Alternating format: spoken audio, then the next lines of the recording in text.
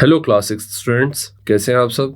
I hope आप सब बढ़िया होंगे। तो आइए आपकी क्लास का एक और पेपर सोल्व करते हैं जो कि पीएमसी केंद्रीय विद्यालय ने सेट किया है। लेकिन स्कूल से कोई फर्क नहीं पड़ता क्योंकि आपके स्कूल में इंपॉर्टेंट क्या चीज़ होती है, क्वेश्चंस और कॉन्सेप्ट्स। वही हम आराम से समझेंगे। क्लास 6 का मैथमेटिक्स का पेपर हम सोल्व करने जा रहे हैं जो कि बहुत इंपॉर्टेंट रोल प्ले करेगा आपके पेपर में। देखो, हमारे पास जो पेपर आता है हमेशा सेक्शन ए में मल्टीपल चॉइस क्वेश्चंस आते हैं एक एक नंबर के, सेक्शन बी में फिर दो दो नंबर के क्वेश्चन आते हैं। तो आपको पेपर को देख के पैनिक नहीं होना है, ठीक है। एक तो आपने जितनी चीज़ें पढ़ी है उसका रिवीजन करना सीखो, ठीक है।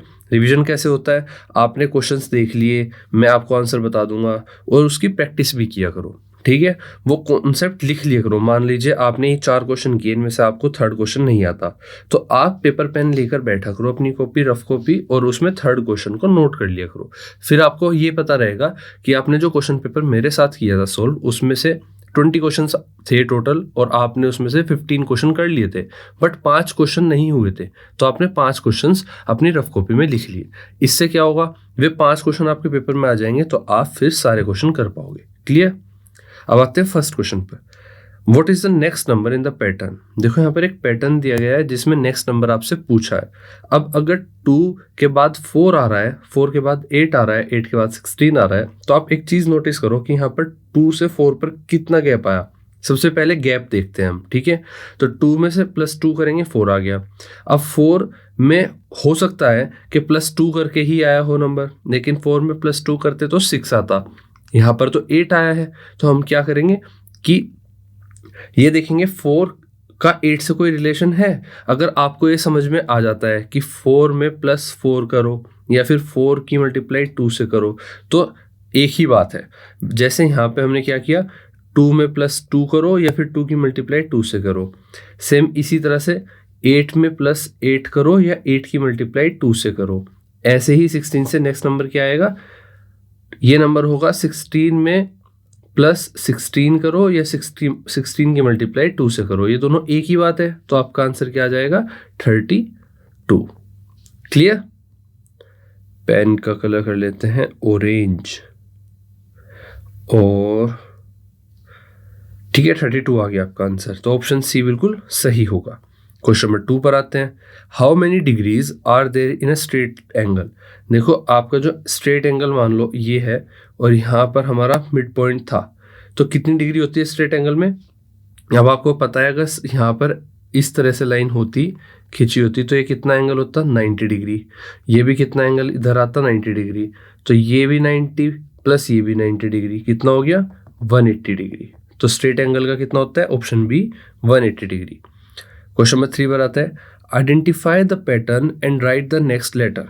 अब देखो, आपको हमेशा याद रखना है कि ए से लेके जेड तक अगर हम काउंटिंग में बांट दें इनको, A B C D इस तरह से 1 2 3, तो आपको कुछ चीज़ें याद रखनी है इसमें। क्या कि A का नंबर 1 होता है, B C D E का नंबर 5 होता है, F G H I J का नंबर क्या होता है, 10 होता है। तो इस तरह से आपको रखना है।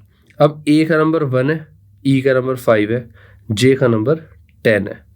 अब A B C मतलब एक चीज़ छोड़कर C आया है, 2 छोड़कर 3 आया है, फिर 4 छोड़कर 5 आया है, फिर 6 छोड़कर 7 आया है जी, 8 छोड़कर 9 आया है J क्या है, 9। G H I J K पर 10 होता है। ये क्वेश्चन थोड़ा मिसप्रिंट हो गया है, तो यहाँ पर जो है आपका क्या आना चाहिए था, यहाँ पर आपका आना चाहिए था I। ये आपका I होगा, ठीक है। अब कैसे देखो, A B C D E F G H I J K L, ठीक है, M। अब होगा क्या, 1 2 3 4 5 6 7 8 9 10 11 12।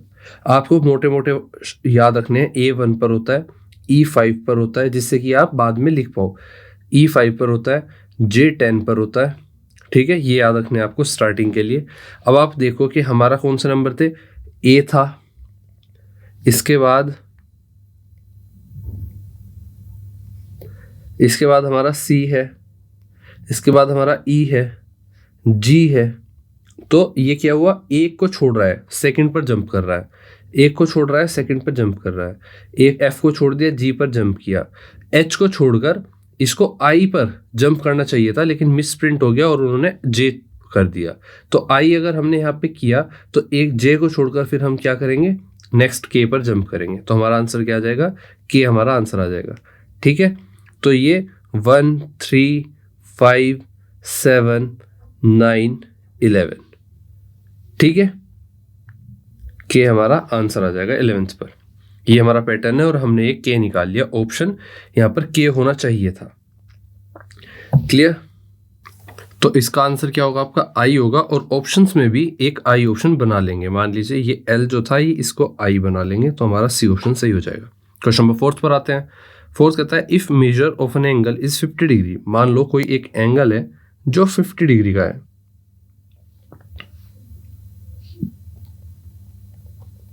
ठीक है, what type of an angle it is, किस टाइप का ये एंगल कहलाएगा। देखो एक होता है ऑब्ट्यूज एंगल, ये आपको पता है 90 डिग्री एंगल होता है।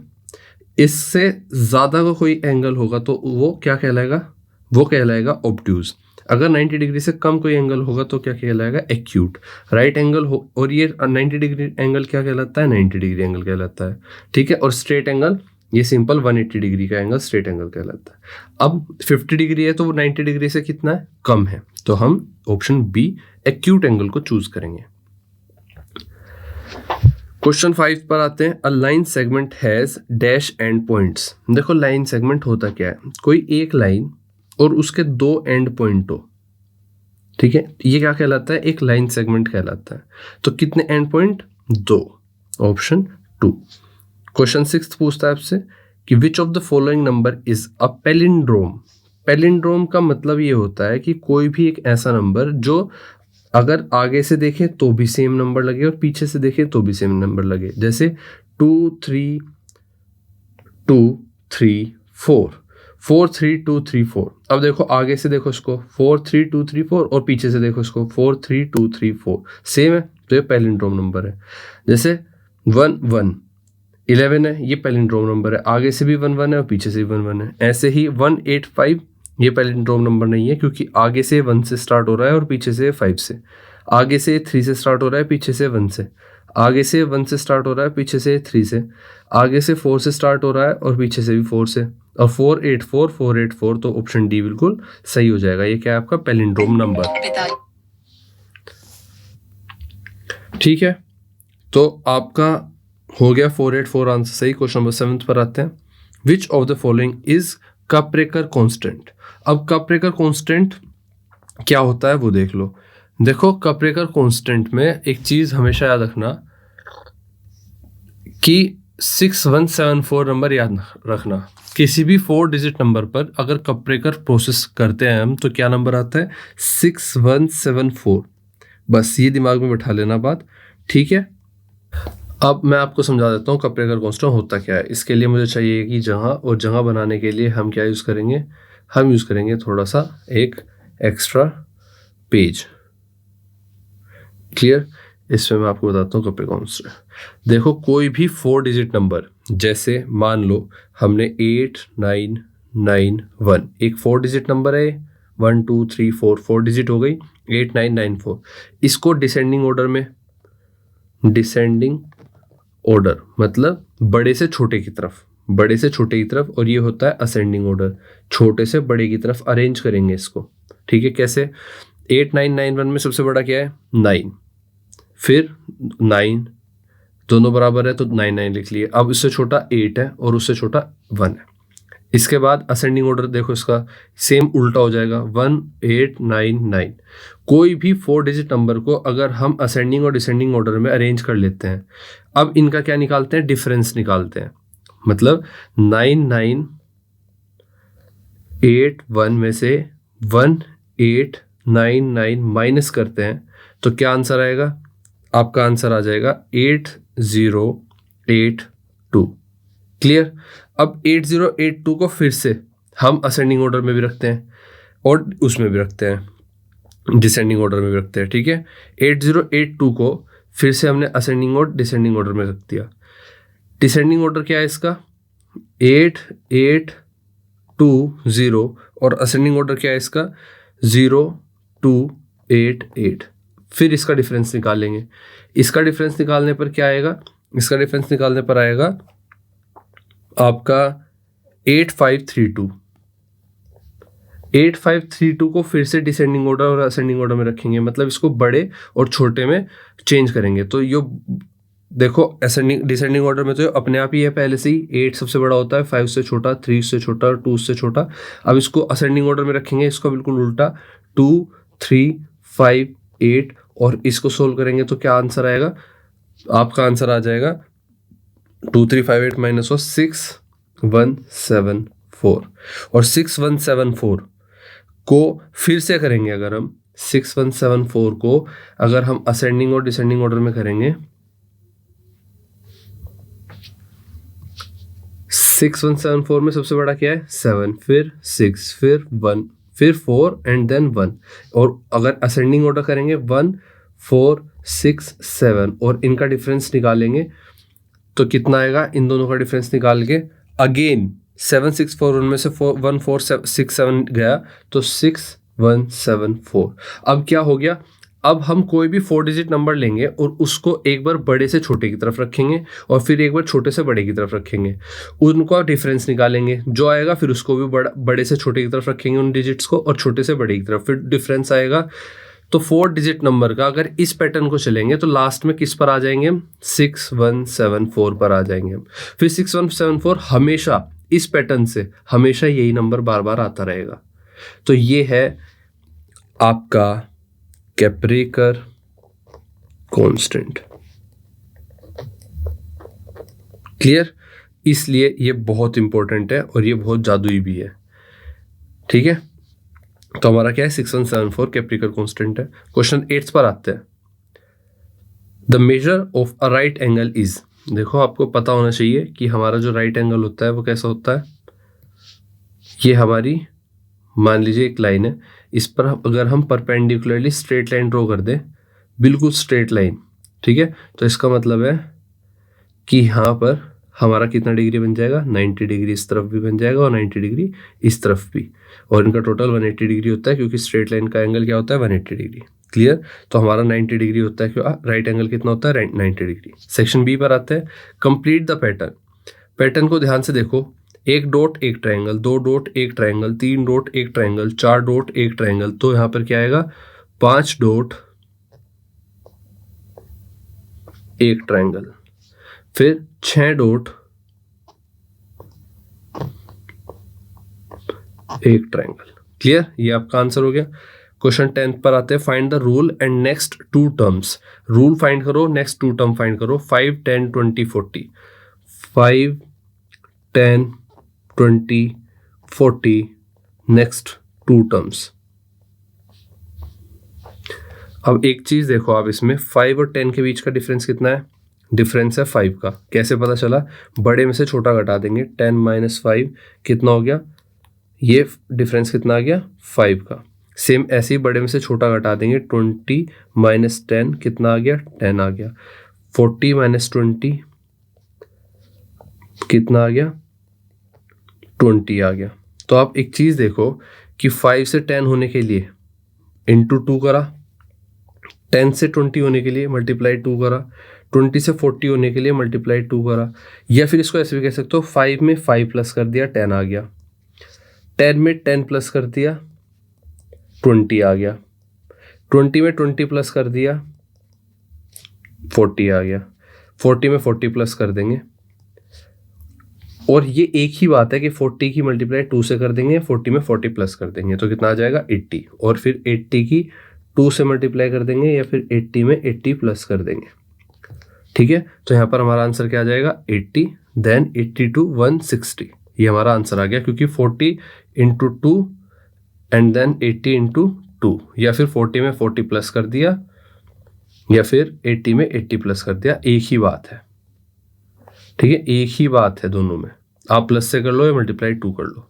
क्लियर, तो हमारा आंसर क्या आ गया 80 एंड देन 160। 11th क्वेश्चन पर आते हैं। Find the largest 5 digit number whose sum of digit is 17।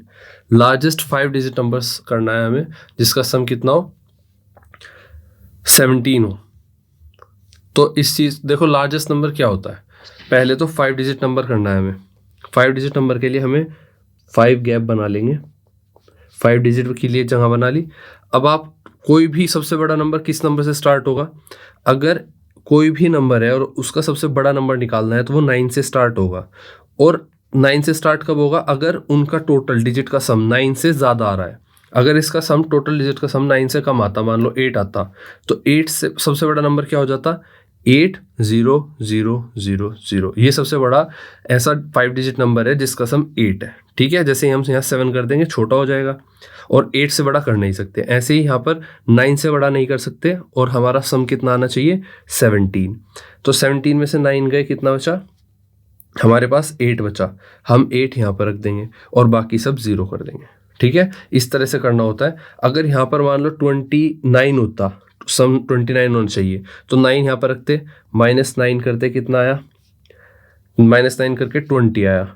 अब 20 तो रख नहीं सकते, तो फिर सबसे बड़ा नंबर रखते, 9 रखते, हम क्या रखते, फिर से 9 रखते, इसमें से 9 जाता है, 11 आता। अब फिर से 11 तो नहीं रख सकते, तो सबसे बड़ा नंबर 9 रखते, 9 माइनस करते, कितना आता, 2 आता, और 2 फिर यहाँ पर रखते। तो ये सबसे बड़ा नंबर होता 5 डिजिट नंबर जिसका सम 29 होगा। ऐसे ही हमने निकाला जिसका सम 17 होगा, वो सबसे बड़ा 5 डिजिट नंबर क्या है, 98000।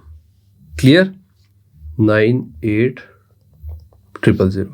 क्वेश्चन नंबर 12 पर आते हैं। Right names of 2 points and 2 line segment in the picture. इस पिक्चर में आपको 2 पॉइंट बताने हैं और 2 लाइन सेगमेंट बताने हैं। तो इस पिक्चर में आप देखो 2 पॉइंट्स तो आप कोई भी बता दो, जैसे A, B, C, D, E। 5 point है, कोई भी पॉइंट 2 बता दो। ठीक है, उसके बाद 2 लाइन सेगमेंट की बात करें तो लाइन सेगमेंट होता है वो एक लाइन जिसके दोनों एंड पर 2 पॉइंट हो, मतलब एक पॉइंट हो, एक ये पॉइंट, एक ये पॉइंट। अब देखो एक लाइन सेगमेंट तो A से B तक है, एक लाइन सेगमेंट B से C तक है, एक B से D तक है, एक B से E तक है। कोई भी एक लाइन सेगमेंट बता सकते हो आप, बताने 2 हैं। ठीक है, तो A B हो गया एक लाइन सेगमेंट, और दूसरा B C कर लो या B D कर लो। ठीक है, AB and BD 2 line segments are this. 13th question देखते हैं। What will be the angle between the hands of clock? तो क्लॉक के जो 2 घड़ियों की सुइयां होती हैं उनको हैंड्स बोलते हैं, क्लॉक के हैंड। तो क्या एंगल है बिटवीन 3 बजने पर 4 बजने पर, 3 o'clock एंड 4 o'clock। अब आप मुझे एक बात बताओ, अगर आपकी एक घड़ी है उसमें तो हम क्वेश्चन नंबर 13 पर आ गए थे जिसमें हमें कहा गया है कि angle between hands of clock बताना है आपको। एक ऑप्शन है जिसमें 3 बजे हुए हैं, एक ऑप्शन है जिसमें 3 o'clock बजा हुआ है, और दूसरा ऑप्शन है बी जिसमें 4 o'clock टाइम दिखाया गया है। तो यहाँ पर देखो एक टाइम दिखाया गया है 3 o'clock, जब छोटी सुई 3 पर होगी तो बड़ी सुई कहाँ पर होगी, 12 पर, और यहाँ पर भी छोटी सुई जब 4 पर होगी तो बड़ी सुई 12 पर होगी। तो इनके बीच का एंगल बताना है। अब आप ध्यान से देखो यहाँ पर क्या एंगल बन रहा है, क्योंकि ये परपेंडिकुलर हैं एक दूसरे के, तो यहाँ पर क्या एंगल बन रहा है, 90 डिग्री बन रहा है। तो ए का आंसर क्या हो गया, 90 डिग्री। अब दूसरे में देखो पहले तो आपको पता है कंप्लीट सर्कल में जो एंगल बनता है यहाँ से वो कितना बनता है, 360। अब 360 को अगर मैं 12 में डिवाइड कर दूँ, ये यहाँ पर 12 है, यहाँ पर 11 है, इस तरह से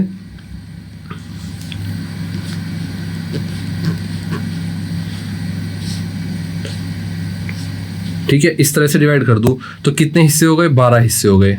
अब अगर 12 हिस्सों को मुझे यहाँ पर डिवाइड करना हो तो मैं 360 से क्या करूँगा, 360 से 12 को डिवाइड कर दूंगा तो 12 कितना आ जाएगा, 30। मतलब कि एक हिस्से में कितना एंगल बना रहा है, 30 डिग्री बना रहा है। अब यहाँ पर कितने हिस्से हैं, मुझे कितना निकालना है, 4 बजे तक का, 4 बजे तक का। यहाँ तक कितने हिस्से आ गए, एक तो हिस्सा आ गया ये 12 के बाद ये, दूसरा हिस्सा आ गया 2 तक, 3 तक। तो कितने हिस्से आ गए, 1 2 3 और 4। तो 4 हिस्से आ गए। यहाँ पर भी देखो आप 12 से 4 के बीच में कितने हिस्से हैं, तो 1 2 3 4, ठीक है। और एक हिस्से में कितना डिग्री बन रहा था, 30, तो 4 में कितना बनेगा, 3 4 जा 24। तो क्या 3 4 जा 24 होते हैं, 3 4 जा 12, 120 डिग्री बनेगा। ये छोटी छोटी गलतियां मत कर देना, ठीक है। 120 डिग्री बनेगा। क्लियर, ये आपका बी का आंसर हो गया।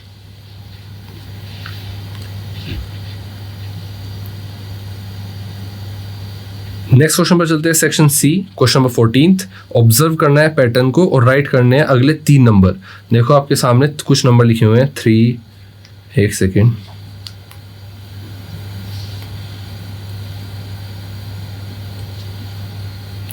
क्या नंबर लिखे हुए हैं, ओके 3 6 11 18 27, इसके बाद 3 नंबर, डैश डैश और डैश।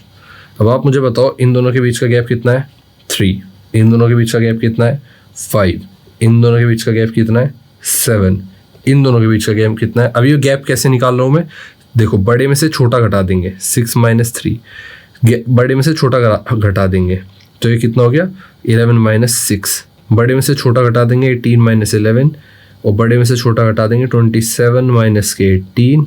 इस तरह से चल रहा है, 3 5 7 और 27 - 18 कितना होता है, 9।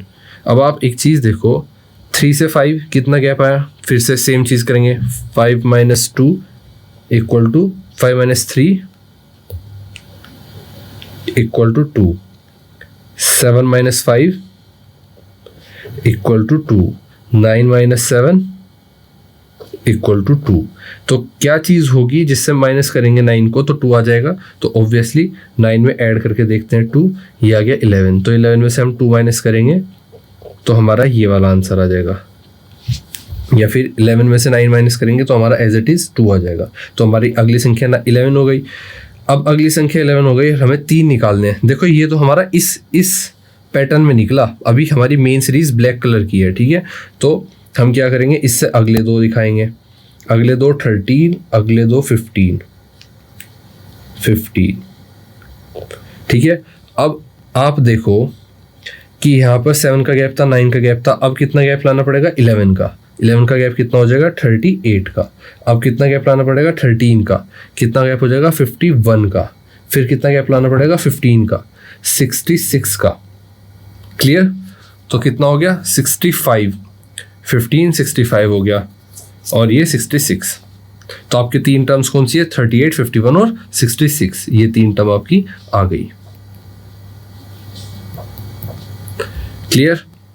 अब इसको और इजी तरीके से कैसे कर सकते हैं, कुछ बच्चे क्या करेंगे, ये जो 3 8 3 6 11 18 27 डैश डैश डैश है, इसको कोशिश करेंगे कैसे करने की, कि डायरेक्ट कर लेते हैं।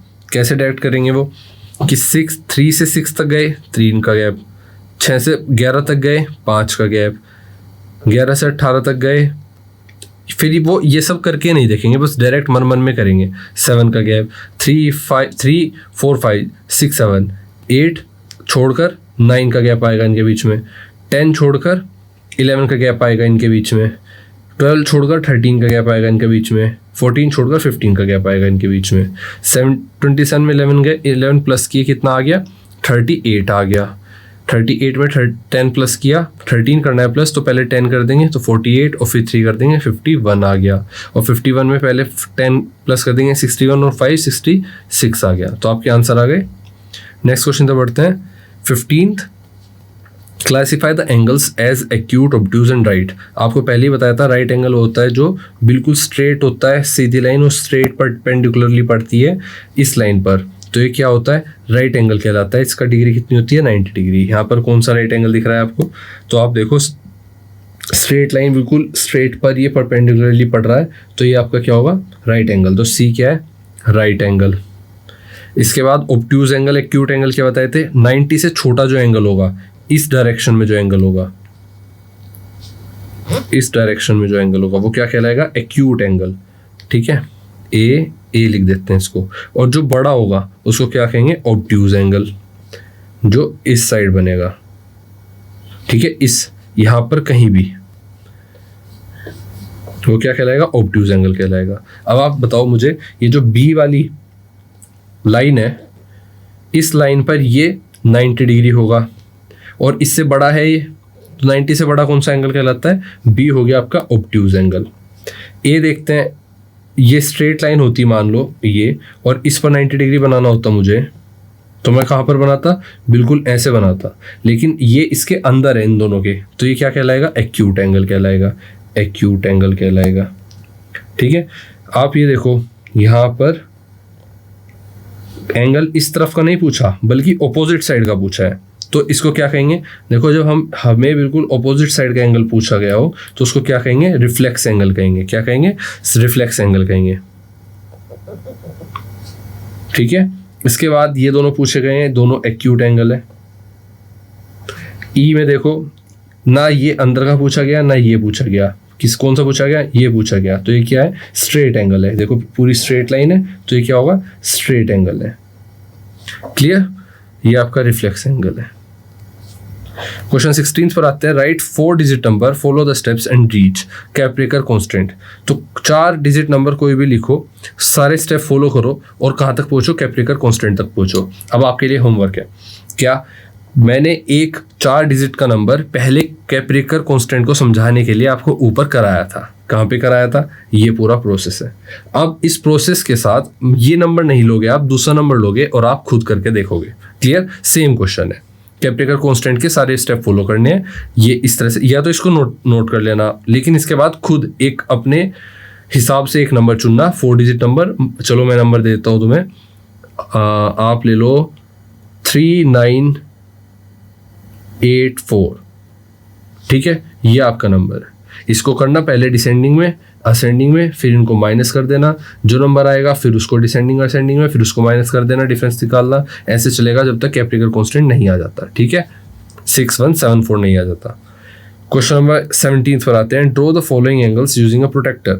प्रोटेक्टर को यूज करते हुए आपको क्या बनाना है, 80 डिग्री और 135 डिग्री।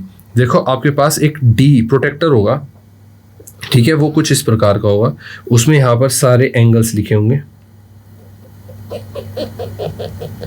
ठीक है, फिर एक उसके अंदर यहाँ पर भी लाइन होगी, उसमें भी यहाँ पर एंगल लिखे होंगे, वो एंगल यहाँ पर जुड़ भी रहे होंगे।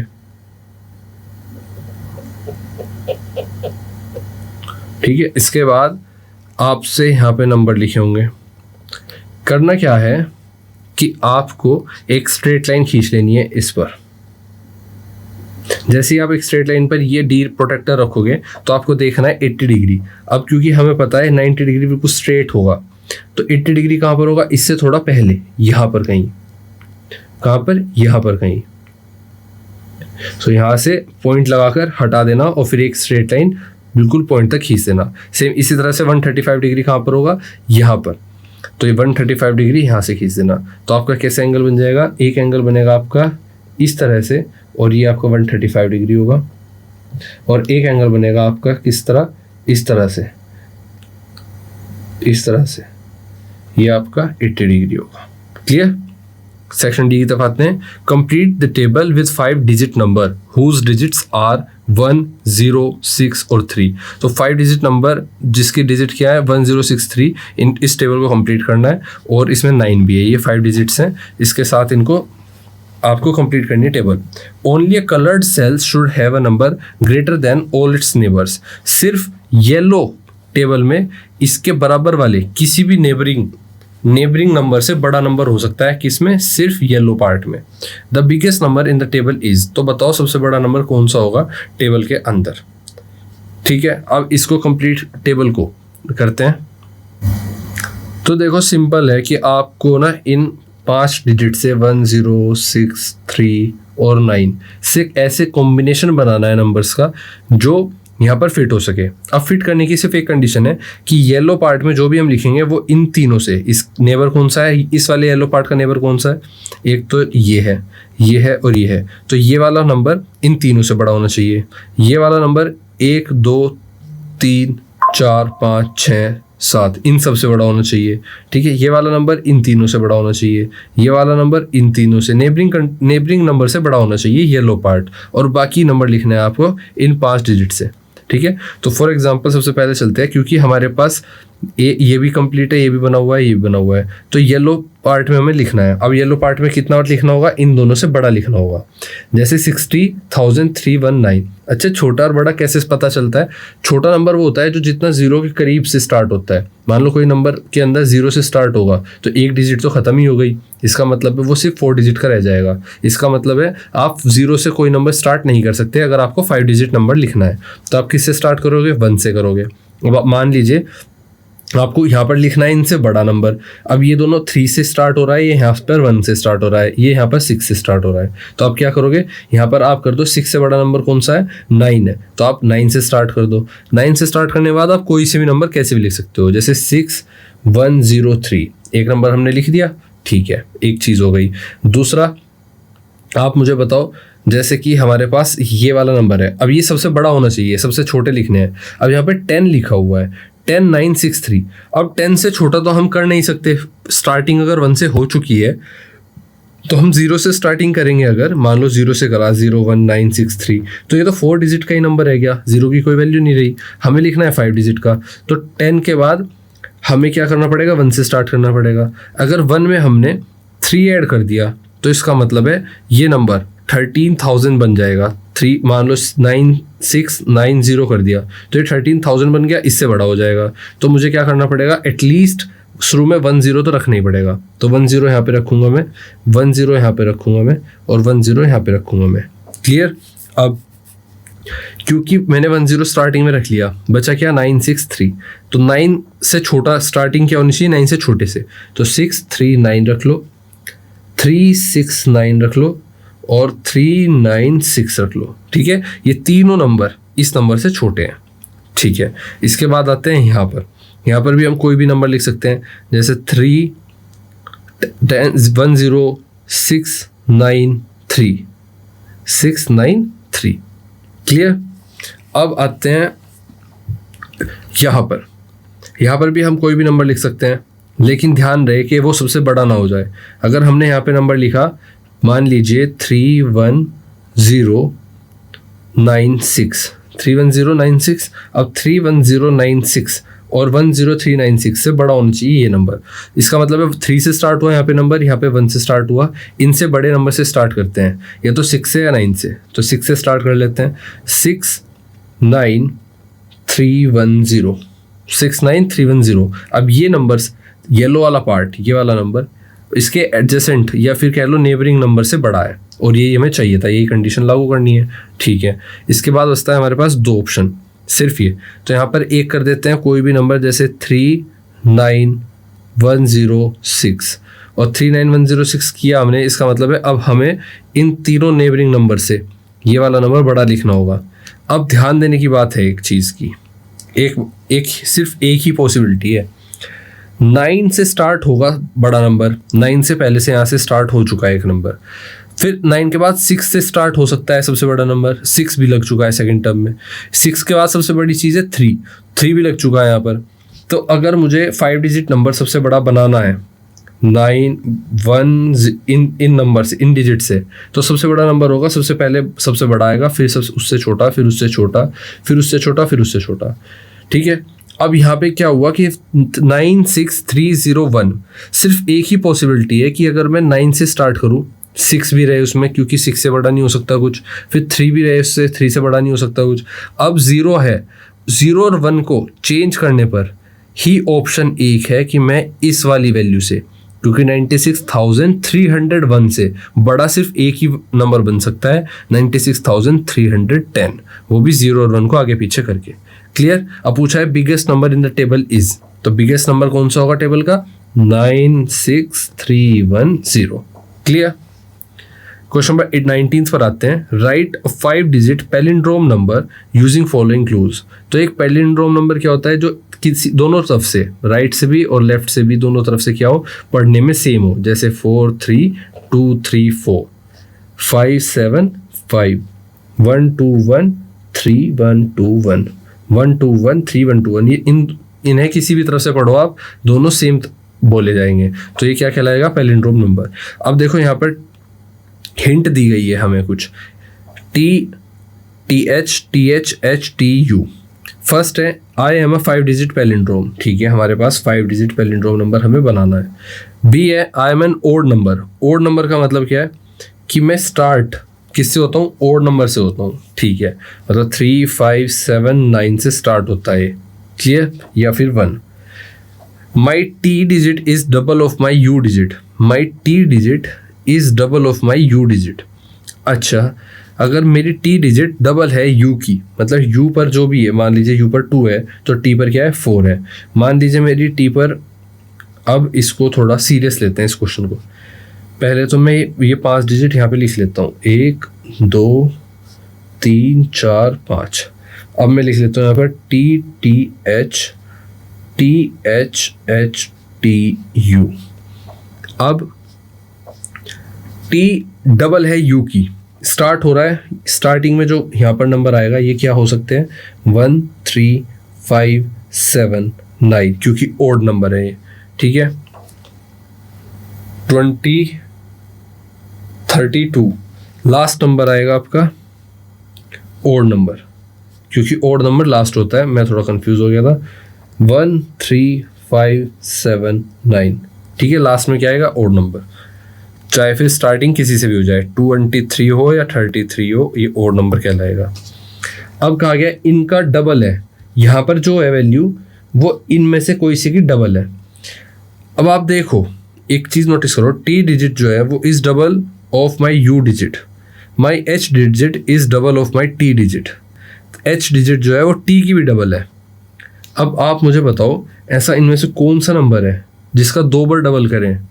मान लीजिए यहाँ पर 7 होता, तो यहाँ पर 14 नहीं लिखा जा सकता क्योंकि ये तो एक ही डिजिट नंबर है, लेकिन ये बन गया 2 डिजिट नंबर। अब मान लीजिए यहाँ पर 3 हो, ये डबल करेंगे 6 आएगा, 6 का डबल क्या करेंगे तो यहाँ क्या आएगा? 12। ये भी एक डिजिट नंबर है, यहाँ पर क्या बन गया? 2। इससे छोटा क्या है? 1। 1 का डबल करेंगे 2, 2 का डबल करेंगे 4। तो हमें पता चल गया यहाँ पर 1 है, यहाँ पर 2 है, यहाँ पर 4 है। इसके बाद कह रहा है my H digit is double of my T digit, who am I in, मैं कौन सा नंबर हूँ, ये आपको बताना है। अब आप सोच रहे होंगे कि हमारे पास तो कुछ ही नंबर निकल के आए हैं। क्या नंबर निकल के आए हैं? 1 डिजिट, 2 डिजिट, 3 डिजिट, 4 डिजिट, ये भी क्लीन करो, 1 digit, 2 digit, 3 digit, 4 digit, 5 digit. हमें कहा गया है कि ये ओड नंबर है। ओड नंबर की खासियत क्या होती है? Last digit is odd. Odd के ऑप्शन कौन से हैं? 1 3 5 7 9। अब इनमें से कौन सा ऐसा नंबर है जो डबल हो सकता है? सारे डबल हो सकते हैं, लेकिन डबल हो गए सिर्फ 1 डिजिट आएगा। इनमें से सिर्फ 1 और 3 है जो अगर हम डबल करने पर सिंगल डिजिट आती है, और वो क्या आती है? इसकी आती है 2 एंड इसकी आती है 6। क्लियर? 2 6, इन दोनों में से कौन सा नंबर है जिसको डबल करने पर सिंगल डिजिट आती है?